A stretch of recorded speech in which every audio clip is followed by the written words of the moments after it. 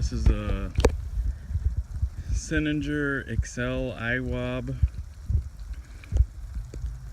running 15 pounds of inlet pressure, 10 psi regulator on just regular household garden hose water pressure.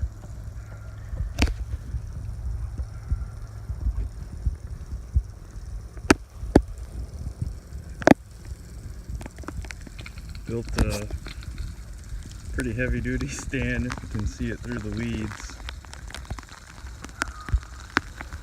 It's an old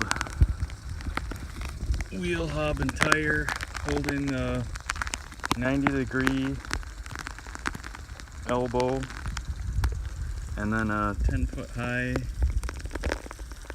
drop and pressure gauge.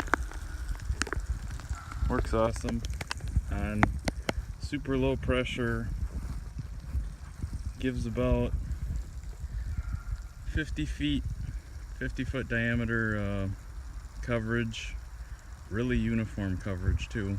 Great for gardens and food plots or mini fields.